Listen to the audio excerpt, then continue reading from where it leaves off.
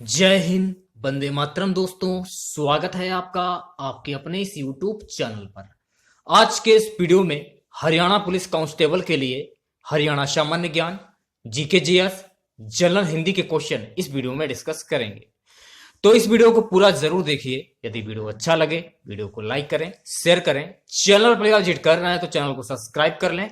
पास ही में आपके bell icon होगा, उसको भी दबा लें। इससे आने वाली नए वीडियो नोटिफिकेशन आप सभी लोगों तक आसानी से पहुंच जाएगी। तो चलिए स्टार्ट करते हैं आज का वीडियो। तो सबसे पहले खुद से प्रयास कीजिएगा इन सभी क्वेश्चन के आंसर देने का। 2 से 3 सेकंड के बाद मैं आंसर क्लियर कर दूंगा। सबसे पहले हम लोग हरियाणा सामान्य ज्ञान के क्वेश्चन डिस्कस करेंगे। तो आज का हमारा पहला क्वेश्चन रहेगा कि पानीपत का तीसरा युद्ध डॉट डॉट डॉट के दौरान लड़ा गया था। पानीपत का तीसरा युद्ध 14 जनवरी 1761 को सदाशिवराव भाऊ पेशवा के नेतृत्व में मराठों और अफगान शासक अहमद शाह अब्दाली की सेनाओं के बीच लड़ा गया।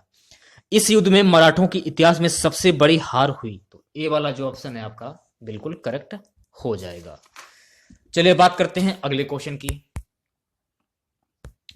क्वेश्चन है कि लोकसभा के स्पीकर के चुनाव की तिथि किसके द्वारा निर्धारित की जाती है। लोकसभा में प्रक्रिया और संचालन के नियमों के अनुसार अध्यक्ष का चुनाव राष्ट्रपति द्वारा निर्धारित तिथि को होता है। लोकसभा का महासचिव सभी निर्वाचित सदस्यों को इस तिथि की सूचना नोटिस द्वारा देता है। अध्यक्ष का चुनाव लोकसभा की प्रथम बैठक के बाद सदस्यों के बीच से ही होता है। अध्यक्ष लोकसभा का अधिष्ठाता अधिकारी होता है। तो डी वाला जो ऑप्शन है आपका बिल्कुल करेक्ट हो जाएगा। पानीपत का दूसरा युद्ध हेमू और किनके बीच लड़ा गया था। 5 नवंबर 1556 को अकबर की मुगल सेना और हेमू की सेना के मध्य पानीपत की दूसरी लड़ाई लड़ी गई थी। इस युद्ध ने एक तरफ जहां हेमू की सैन्य शक्ति को तोड़ दिया, वह हिंदुस्तान में सर्वप्रभुता के लिए अफगान आक्रमणों को हमेशा के लिए खत्म कर दिया गया। यह भारत में मुगल साम्राज्य की असली शुरुआत को चिन्हित करता है। तो सी वाला जो ऑप्शन है आपका बिल्कुल करेक्ट हो जाएगा। अगले क्वेश्चन की बात करते हैं। क्वेश्चन हमारा है कि करनाल का युद्ध किनके बीच लड़ा गया था। 24 फरवरी 1739 को करनाल के युद्ध में मुगल सम्राट मोहम्मद शाह और नादिर शाह की हमलावर ईरानी सेना के बीच लड़ा गया था। नादिर शाह की सेना ने मोहम्मद शाह की सेना को 3 घंटों के भीतर हरा दिया। इस पराजय ने पारसी सेना के लिए दिल्ली की लूट का रास्ता खोल दिया। तो बी वाला जो ऑप्शन है आपका बिल्कुल करेक्ट हो जाएगा। 5वां क्वेश्चन देखिए, देहाती मेला ये कहां पर आयोजित होता है। हरियाणा के कैथल जिले में लदाना में देहाती मेला आयोजित होता है। मेले का लोगों के लिए धार्मिक महत्व है। तो बी वाला जो ऑप्शन है आपका कैथल बिल्कुल करेक्ट हो जाएगा। चलिए बात करते हैं नेक्स्ट क्वेश्चन की। हरियाणा सरकार ने किस वर्ष 2015 में यह घोषित किया कि वह डॉट डॉट डॉट को स्मार्ट सिटी के रूप में विकसित करेगी। हरियाणा सरकार ने 22 सितंबर 2015 को केंद्रीय दिशा निर्देशों और तकनीकी सहायता के उपरांत गुड़गांव को अपने स्वयं के संसाधनों के द्वारा स्मार्ट सिटी के रूप में विकसित करने की घोषणा की। तो ए वाला जो ऑप्शन है आपका बिल्कुल करेक्ट हो जाएगा। अगला क्वेश्चन देखिए, हरियाणा का गुड़गांव जिला किस वर्ष में बना। तो हरियाणा का गुड़गांव वर्ष 1966 में बना। तो इस क्वेश्चन का बी वाला जो ऑप्शन है आपका बिल्कुल करेक्ट हो जाएगा। अगला क्वेश्चन, शिवालिक की पहाड़ियां डॉट डॉट डॉट किस जिले में नहीं पाई जाती हैं। शिवालिक की पहाड़ियां हरियाणा के पूर्वोत्तर में स्थित है। पंचकुला, अंबाला और यमुनानगर जिलों के कुछ हिस्सों में पाई जाती हैं। ये पहाड़ियां सरस्वती, घाघरा, टांगरी और मार्कंड जैसी नदियों का स्रोत है। तो सी वाला जो ऑप्शन है आपका बिल्कुल करेक्ट हो जाएगा। अगला क्वेश्चन देखिए, हरियाणा के प्रथम राज्यपाल कौन थे। धर्मवीर 1 नवंबर 1966 से 14 सितंबर 1967 तक हरियाणा के पहले राज्यपाल के रूप में कार्यरत थे। बाद में उन्होंने पश्चिम बंगाल 1967 से 69 और कर्नाटक 1969 से 1972 के राज्यपाल के रूप में कार्य किया। स्वतंत्रता के बाद भारत के वह वरिष्ठ और सबसे प्रतिष्ठित सिविल सेवक थे और 1999 में उन्हें पद्म विभूषण पुरस्कार से सम्मानित किया गया था। तो बी वाला जो ऑप्शन है आपका बिल्कुल करेक्ट हो जाएगा। अगला क्वेश्चन देखिए, यमुना नदी हरियाणा की डॉट डॉट डॉट किस सीमा पर बहती है। यह क्वेश्चन में पूछा जा रहा है। तो यमुना नदी हरियाणा की उत्तरी सीमा पर बहती है। अगला क्वेश्चन देखिए, अंबाला जिला सिंचाई हेतु ये किस पर निर्भर है? तो अंबाला जो जिला है ये नहरों की सिंचाई पर निर्भर है। युद्ध भूमि धर्म की भूमि के नाम से संदर्भित है। हरियाणा में कुरुक्षेत्र, जिसे महाभारत के युद्ध क्षेत्र के रूप में जाना जाता है, इसे धर्म क्षेत्र की भूमि के रूप में भी जाना जाता है। यह वह स्थान है जहां अच्छाई और बुराई के बीच बटे दो विरोधाभासी शक्तियों के बीच युद्ध हुआ और अनंत हम इस युद्ध में बुराई पराजित हुई थी और अच्छाई की जीत हुई थी। तो बी वाला जो ऑप्शन है आपका बिल्कुल करेक्ट हो जाएगा। अगला क्वेश्चन, डॉट डॉट डॉट के उत्पादन में हरियाणा का प्रथम स्थान है। हरियाणा सफेद बटन मशरूम का अग्रणी उत्पादक बन गया है और मौसमी खेत के मामले में भारत में पहले स्थान पर है। इस सफलता में योगदान देने वाले कुछ प्रमुख कारक हैं। दिल्ली बाजार की निकटता, गेहूं और धान की भूसे की उपलब्धता, गुणवत्ता वाले कवक जाल की आसान उपलब्धता और सीएस हरियाणा कृषि विश्वविद्यालय हिसार के कृषि विज्ञान केंद्रों द्वारा व्यापक प्रशिक्षण कार्यक्रम है। तो डी वाला जो ऑप्शन है आपका बिल्कुल करेक्ट हो जाएगा। अगला क्वेश्चन, हरियाणा में किस जिले का जनसंख्या घनत्व सर्वाधिक है? 2011 की जनगणना के अनुसार हरियाणा में फरीदाबाद का सर्वाधिक जनसंख्या घनत्व 2442, इसके बाद गुरुग्राम 1204, पानीपत 95 आते हैं। जनसंख्या घनत्व एक क्षेत्र में लोगों की संख्या का एक माप है। क्षेत्र द्वारा लोगों की संख्या को विभाजित करके इसकी गणना की जाती है। तो सी वाला जो ऑप्शन है आपका बिल्कुल करेक्ट हो जाएगा। अगले क्वेश्चन की बात करते हैं, अरावली पर्वत श्रेणियां हरियाणा के किस भाग में स्थित हैं? अरावली श्रेणी पालनपुर गुजरात से राजस्थान होकर दिल्ली तक लगभग 8000 किलोमीटर लंबाई में विस्तृत है, जो पूरी कैरिबियन युगीन शहरों से निर्मित है। इसका सर्वोच्च शिखर गुरु शिखर 1722 मीटर आमू की पहाड़ियों में स्थित है। अरावली अत्यधिक अपरदित तथा विच्छेदित पर्वत है जो उस अवशिष्ट पहाड़ियों के रूप में शेष है। ये पहाड़ियां उदयपुर के उत्तर पश्चिम में जारगा पहाड़ियां 1431 मीटर, टोंडगढ़ के निकट मारवाड़ पहाड़ियां और अलवर के निकट हर्षनाथ पहाड़ियों तथा उत्तर में दिल्ली रिज के नाम से विख्यात है। यह पर्वत श्रेणी जल विभाजक का कार्य करती है। इसके पश्चिम में माही तथा लुंगी तथा पूर्व में बनास चंबल की सहायक नदियां बहती हैं। अरावली पर्वत श्रेणियां हरियाणा के दक्षिण भाग में स्थित है। इन पहाड़ियों से चूना तथा स्लेट का पत्थर निकाला जाता है। मेवात जिले में अरावली की पहाड़ियां स्थित हैं। तो इस क्वेश्चन का बी वाला जो ऑप्शन है आपका बिल्कुल करेक्ट हो जाएगा। बढ़ते हैं अगले क्वेश्चन की ओर। हरियाणा में अंतर जातीय विवाह के लिए नगदी पुरस्कार है। हरियाणा में अंतर जातीय विवाह का एक चयन करने वाले किसी भी जोड़े को अब 50,000 के बदले नगद इनाम के रूप में 1 लाख दिया जाता है। राज्य सरकार ने फरवरी 2015 में अंतर जातीय विवाह योजना के तहत नगद इनाम बढ़ाने का फैसला किया था। तो डी वाला जो ऑप्शन है आपका 1 लाख, 1 लाख नहीं होगा 2.50 लाख। देखिए गाइस, बुक्स में कुछ क्वेश्चन गलत भी होते हैं। आंसर इसका बिल्कुल राइट हो जाएगा 2.50 लाख रुपए। ओके, अगला क्वेश्चन, मोरनी पहाड़ियों का उच्चतम बिंदु ये क्या कहलाता है? 1467 मीटर पर स्थित कारो क्रो चोटी हरियाणा की मोरनी पहाड़ियों का सर्वोच्च शिखर है। यह पंचकूला जिले के मोरनी पहाड़ी क्षेत्र के पास स्थित हिमालय सीमा के शिवालिक पहाड़ियों में स्थित है। यह हरियाणा के राज्य का उच्चतम बिंदु है। तो ए वाला जो ऑप्शन है आपका बिल्कुल करेक्ट हो जाएगा। अगला क्वेश्चन देखिए, HUHM का अर्थ क्या है? HUHM का अर्थ होता है हरियाणा शहरी स्वास्थ्य मिशन, राष्ट्रीय स्वास्थ्य मिशन NH का मिशन है, जिसे मंत्रिमंडल ने 1 मई 2013 को मंजूरी दी। इसमें शहरी BPL आबादी की स्वास्थ्य देखभाल आवश्यकताओं को पूरा करने पर ध्यान दिया गया है। इसमें आवश्यक प्राथमिक स्वास्थ्य देखभाल सेवाएं उपलब्ध कराई जाती हैं। तो ए वाला जो ऑप्शन है आपका बिल्कुल करेक्ट हो जाएगा। चलिए बात करते हैं नेक्स्ट क्वेश्चन की, गुजरी महल ये कहां पर स्थित है? गुजरी महल हरियाणा के हिसार में स्थित है। इसका निर्माण फिरोज शाह तुगलक द्वारा उसकी प्रिय रानी गुजरी के लिए किया गया था। गुजरी हिसार की रहने वाली थी, जिससे फिरोज शाह को एक शिकार यात्रा के दौरान प्रेम हो गया था। तो बी वाला जो ऑप्शन है आपका बिल्कुल करेक्ट हो जाएगा। अगला क्वेश्चन देखिए, हरियाणा संस्कृत अकादमी द्वारा प्रकाशित मासिक पत्रिका का निम्नलिखित में से कौन सा नाम है? हरियाणा संस्कृत अकादमी द्वारा प्रति माह प्रकाशित की जाने वाली पत्रिका का नाम हरिप्रभा है। सी वाला जो ऑप्शन है आपका बिल्कुल करेक्ट हो जाएगा। देखिएगा, जितने भी मैं आपको क्वेश्चन करा रहा हूं बहुत ही अच्छे लेवल के क्वेश्चन है, यूनिक क्वेश्चन है। जो बच्चे हरियाणा पुलिस कांस्टेबल की तैयारी कर रहे हैं इसी लेवल के क्वेश्चन पूछे जाएंगे, इससे बाहर आपके क्वेश्चन नहीं पूछे जाएंगे। ठीक है, तो सभी क्वेश्चन के आंसर कमेंट बॉक्स में जरूर बताइएगा आप लोग। और मैंने जैसे कि आपको बताया था कि एक क्वेश्चन के लिए आपको 2 से 3 सेकंड का समय दिया जाएगा, वैसा ही मैं कर रहा हूं। तो कोशिश कीजिएगा आप लोग कि क्वेश्चन के आंसर कमेंट बॉक्स में जरूर बताएं। अगला क्वेश्चन है कि देखिए यहां से आपके जीके और जीएस क्वेश्चन स्टार्ट हो जाते हैं। प्रकाश को सूर्य से पृथ्वी तक पहुंचने में कितना समय लगता है? प्रकाश को सूर्य से पृथ्वी तक पहुंचने में 8.3 मिनट का समय लगता है। सी वाला जो ऑप्शन है आपका बिल्कुल करेक्ट हो जाएगा। अगला क्वेश्चन, किस संवैधानिक संशोधन द्वारा शहरी स्थानीय शासन को संवैधानिक दर्जा दिया गया?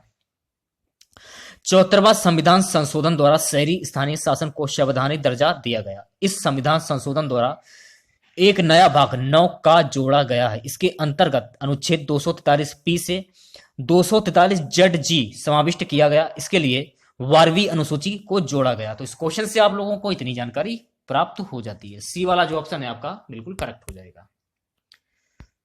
अगला क्वेश्चन देखिए, भारत के सर्वोच्च न्यायालय का क्षेत्राधिकार किसके द्वारा बढ़ाया जा सकता है? भारत के संविधान में अनुच्छेद 138 में उच्चतम न्यायालय की अधिकारिता की वृद्धि से संबंधित प्रावधान किया गया है। अनुच्छेद 138 में यह व्यवस्था की गई है कि संसद विधि बनाकर उच्चतम न्यायालय की अधिकारिता में वृद्धि कर सकती है। सी वाला जो ऑप्शन है आपका बिल्कुल करेक्ट हो जाएगा। अगला क्वेश्चन देखिए, मंत्रिपरिषद सामूहिक रूप से किसके प्रति उत्तरदायी है?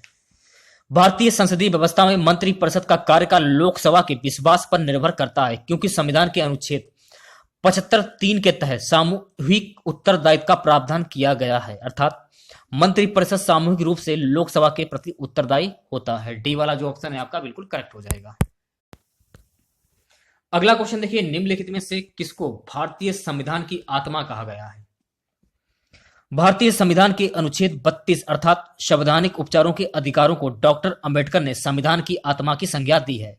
इसके अंतर्गत हर नागरिक को यह अधिकार प्राप्त है कि वह मौलिक अधिकारों के उल्लंघन की स्थिति में सीधे उच्चतम न्यायालय अथवा उच्च न्यायालय जा सकता है। सी वाला जो ऑप्शन है आपका बिल्कुल करेक्ट हो जाएगा। अगला क्वेश्चन, लोकसभा सचिवालय प्रत्यक्ष रूप से किसकी देखरेख में कार्य करता है? लोकसभा सचिवालय प्रत्यक्ष रूप से लोकसभा अध्यक्ष की देखरेख में कार्य करता है। सचिवालय परिसर की सुरक्षा व्यवस्था तथा परिसर में आगंतुकों एवं संवाददाताओं के प्रवेश तथा ठहराव आदि की व्यवस्था पर उसका नियंत्रण होता है। परिसर में अनुशासन व्यवस्था बनाए रखने के लिए भी वह जिम्मेदार होता है। तो डी वाला जो ऑप्शन है आपका बिल्कुल करेक्ट हो जाएगा। निम्न में से किसकी नियुक्ति राज्य का राज्यपाल नहीं करता? अनुच्छेद 217 के अनुसार उच्च न्यायालय के मुख्य न्यायाधीश की नियुक्ति भारत के राष्ट्रपति द्वारा उच्चतम न्यायालय के मुख्य न्यायमूर्ति और संबंधित राज्य के राज्यपाल के परामर्श से होती है।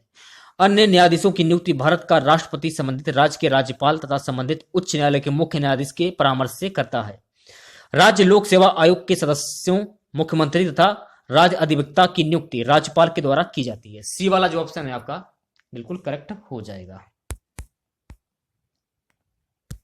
अगले क्वेश्चन की बात करते हैं, निम्नलिखित में से किसके अंतर्गत भारतीय संविधान सभा का गठन किया गया? भारतीय संविधान का निर्माण एक संविधान सभा द्वारा किया गया। संविधान सभा का गठन कैबिनेट मिशन योजना 1946 के तहत किया गया। संविधान सभा में कुल 389 सदस्य थे, जिनमें से 292 सदस्य ब्रिटिश भारत के गवर्नरों के अधीन, 11 प्रांतों से 4 जो चीफ कमिश्नरों के अधीन और 4 प्रांतों दिल्ली, अजमेर, मारवाड़, कुर्ग एवं ब्रिटिश बलूचिस्तान से तथा 93 प्रतिनिधि देशी रियासतों से लिए जाने थे। तो सी वाला जो ऑप्शन है आपका बिल्कुल करेक्ट हो जाएगा। अगले क्वेश्चन की बात कर लेते हैं, भारतीय संसद में निम्न में से कौन सम्मिलित है? भारतीय संसद अनुच्छेद 79 में राष्ट्रपति अनुच्छेद 52, लोकसभा अनुच्छेद 81 तथा राज्यसभा अनुच्छेद 80 को सम्मिलित किया जाता है। तो ए वाला जो ऑप्शन है आपका बिल्कुल करेक्ट हो जाएगा। संसद के दोनों सदनों की संयुक्त बैठक की अध्यक्षता कौन करता है? लोकसभा अध्यक्ष संसद के तीनों सदनों की संयुक्त बैठक अनुच्छेद 108 की अध्यक्षता करता है। किसी विधेयक पर दोनों सदनों अनुच्छेद 108 की अध्यक्षता करता है। किसी विधेयक पर दोनों सदनों में गतिरोध की स्थिति में राष्ट्रपति संयुक्त बैठक बुलाता है, किंतु धन विधेयक और संविधान संशोधन विधेयक में गतिरोध की स्थिति में संयुक्त बैठक का प्रावधान नहीं है।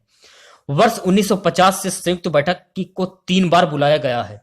पहला है दहेज प्रतिबंध विधेयक 1961, दूसरा है बैंक सेवा आयोग विधेयक 1978, तीसरा है आतंकवाद निवारण विधेयक 2002। तो डी वाला जो ऑप्शन है आपका बिल्कुल करेक्ट हो जाएगा।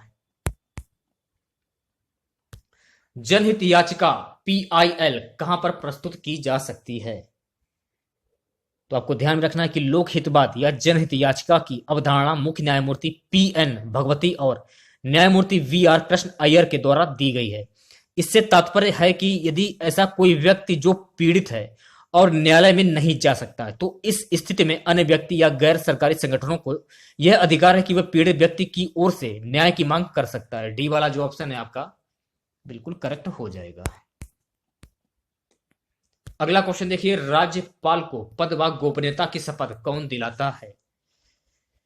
संविधान के अनुच्छेद 159 के तहत उच्च न्यायालय का मुख्य न्यायाधीश या उसकी अनुपस्थिति में उस न्यायालय के उपलब्ध ज्येष्ठतम न्यायाधीश के द्वारा राज्यपाल को पद एवं गोपनीयता की शपथ दिलाई जाती है। राज्यपाल राष्ट्रपति के पदभार ग्रहण करता है। राज्यपाल नियुक्त होने के लिए न्यूनतम 35 वर्ष होनी जरूरी है। सी वाला जो ऑप्शन है आपका बिल्कुल करेक्ट हो जाएगा। अगले क्वेश्चन की बात करते हैं, निम्न में से किस राज्य ने सर्वप्रथम लोकायुक्त संस्था की स्थापना की? सर्वप्रथम 1966 में प्रशासनिक सुधार आयोग ने केंद्र स्तर पर लोकपाल तथा राज्य स्तर पर लोकायुक्त की स्थापना की सिफारिश की थी। सर्वप्रथम महाराष्ट्र ने वर्ष 1971 में लोकायुक्त पद का सृजन हुआ था। राजस्थान, बिहार तथा गुजरात में लोकायुक्त की स्थापना वर्ष 1973, 1974 तथा 1986 में की गई थी। तो बी वाला जो ऑप्शन है आपका बिल्कुल करेक्ट हो जाएगा। बढ़ते हैं अगले क्वेश्चन की ओर। निम्न में से कौन सी समिति भारत में पंचायती राज व्यवस्था से संबंधित नहीं है? दिनेश गोस्वामी समिति चुनाव सुधार व्यवस्था से संबंधित है। शिगवी समिति, अशोक मेहता समिति तथा शादिक अली समिति का संबंध पंचायत राज व्यवस्था से अशोक मेहता समिति ने ही बलवंत राय मेहता समिति द्वारा प्रस्तावित त्रिस्तरीय प्रणाली के स्थान पर द्विस्तरीय प्रणाली अपनाने की सिफारिश की थी। तो ए वाला जो ऑप्शन है आपका बिल्कुल करेक्ट हो जाएगा। अगला क्वेश्चन, निम्नलिखित में से कौन उत्तराखंड राज्य की सबसे ऊंची हिमाच्छादित पर्वत चोटी है? नंदा देवी राज्य की ऊंची हिमाच्छादित पर्वत चोटी है। यह राज्य के उच्च हिमालयी क्षेत्र में स्थित है। साथ ही त्रिशूल और कौमेन भी उच्च हिमालयी क्षेत्र में पाए जाते हैं, जबकि चंगोरी पर्वत चोटी जम्मू एवं कश्मीर राज्य क्षेत्र में है। नंदा देवी की ऊंचाई 7,817 मीटर और कामेत की ऊंचाई 7,756 मीटर एवं त्रिशूल की ऊंचाई 7,120 मीटर है। तो सी वाला जो ऑप्शन है आपका बिल्कुल करेक्ट हो जाएगा। टिहरी जल विद्युत परियोजना निम्नलिखित में से किन नदियों पर बनाई गई है? तो आपको ध्यान में रखना है कि टिहरी जल विद्युत परियोजना भागीरथी एवं भिलगना नदियों पर बनाई गई है। डी वाला जो ऑप्शन है आपका बिल्कुल करेक्ट हो जाएगा। अगला क्वेश्चन, मानव विकास रिपोर्ट निम्नलिखित में से किस संस्था द्वारा प्रकाशित की जाती है? मानव विकास रिपोर्ट का प्रकाशन संयुक्त राष्ट्र विकास कार्यक्रम UNDP द्वारा प्रति वर्ष किया जाता है। यह रिपोर्ट विश्व के विभिन्न भागों में मानव विकास की स्थिति का आकलन करती है। इसके लिए यह शिक्षा, स्वास्थ्य एवं आय के 3 आयामों से संबंधित 4 मानकों जीवन प्रत्याशा, स्कूलिंग का माध्य वर्ष, स्कूलिंग का अपेक्षित वर्ष और क्रय शक्ति क्षमता के आधार पर प्रति व्यक्ति सकल राष्ट्रीय आय को आधार बनाता है। तो सी वाला जो ऑप्शन है आपका बिल्कुल करेक्ट हो जाएगा। अगला क्वेश्चन, निम्नलिखित में से विश्व बैंक की कौन सी संबंध संस्था विश्व के निम्नतम राष्ट्रों को गरीबी उन्मूलन हेतु सहायता प्रदान करती है? ऑप्शन जो बी है आपका अंतरराष्ट्रीय विकास संघ बिल्कुल करेक्ट हो जाएगा। नेक्स्ट क्वेश्चन की बात करते हैं। क्वेश्चन है कि माल्थस के जनसंख्या सिद्धांत के अनुसार जनसंख्या में वृद्धि होती है। TR माल्थस की पुस्तक an essay on the principle of population 1978 में प्रकाशित हुई।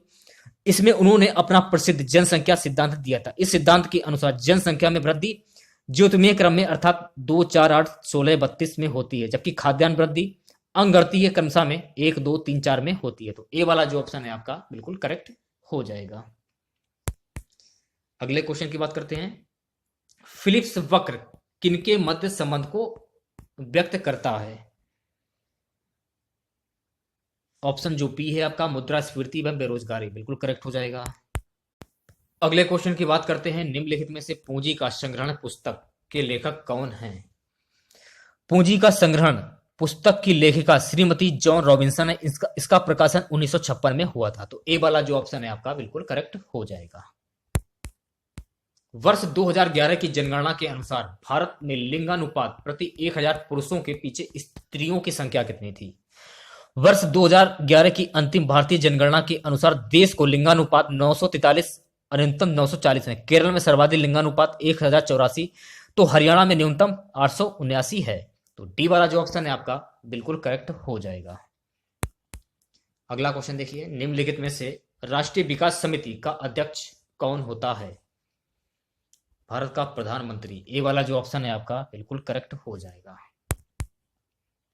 अगला क्वेश्चन, निम्नलिखित में से कौन सा राज्य भारतवर्ष में रबर की खेती के लिए प्रसिद्ध है? भारत में रबर के उत्पादन में केरल का एकाधिकार है, जो 90.63% रबर का उत्पादन करता है। अन्य उत्पादक राज्यों में तमिलनाडु, कर्नाटक और त्रिपुरा आदि हैं। डी वाला जो ऑप्शन है आपका बिल्कुल करेक्ट हो जाएगा। अगला क्वेश्चन, निम्नलिखित में से कौन एक राजकोषीय नीति का भाग है? ऑप्शन बी जो है आपका कर नीति, बिल्कुल करेक्ट हो जाएगा। अगला क्वेश्चन, निम्नलिखित में से किस अर्थशास्त्री ने व्यापार चक्र का विशुद्ध मौद्रिक सिद्धांत प्रतिपादित किया? व्यापार चक्र का विशुद्ध मौद्रिक सिद्धांत प्रोफेसर आर.जी. हार्टे ने प्रतिपादित किया था। प्रोफेसर हार्टे के अनुसार व्यापार चक्र विशुद्ध रूप से मौद्रिक परिघटना है। यह व्यवसायियों की ओर से मुद्रा की मांग के पक्ष में अर्थव्यवस्था की समृद्धि तथा मंदी में परिवर्तित होता है। तो ए वाला जो ऑप्शन है आपका बिल्कुल करेक्ट हो जाएगा। चलिए बात करते हैं नेक्स्ट क्वेश्चन की, किसी निश्चित क्षेत्र में प्राणियों की संख्या की सीमा जिसे पर्यावरण समर्थन कर सकता है, ये क्या कहलाता है? तो ये कहलाता है वहन क्षमता। बी वाला जो ऑप्शन है आपका बिल्कुल करेक्ट हो जाएगा। अगला क्वेश्चन, निम्नलिखित में से कौन सा एक भारतीय रिजर्व बैंक का कार्य नहीं है?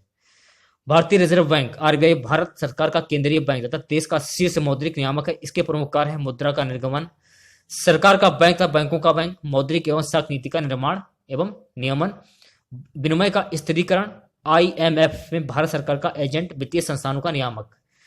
वित्तीय व्यापार का निर्यात रिजर्व बैंक का कार्य है, ना होकर वाणिज्य मंत्रालय भारत सरकार का कार्य है। तो इस क्वेश्चन का बी वाला जो ऑप्शन है आपका बिल्कुल करेक्ट हो जाएगा। अगला क्वेश्चन, जैव विविधता में परिवर्तन होता है। ऑप्शन जो ए है आपका भूमध्य रेखा की तरफ बढ़ती है, बिल्कुल करेक्ट हो जाएगा। अगले क्वेश्चन की बात करते हैं।